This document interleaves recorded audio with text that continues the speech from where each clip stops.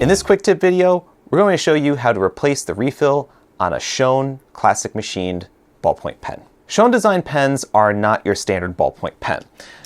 Standard ballpoint pens usually would separate either at the grip or the nose cone to be able to replace the refill. However, Ian Schon has put a set screw in the back of the barrel as where your entry and exit point of the refill will be. So instead of diving through your drawer to look for a flathead screwdriver or a quarter or something like that, you could actually use the clip on the cap to get yourself going there.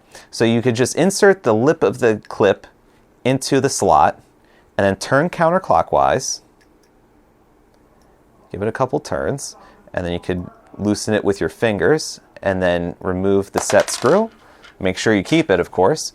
And if it doesn't automatically slide out, you may want to just push on the tip of the cartridge, and there you have a Fisher Space Pen Refill Cartridge SPR. This is a SPR 4 model, so this is a black fine point model. However, we have it available in a lot of different colors on goldspot.com and in multiple point sizes in either black or blue.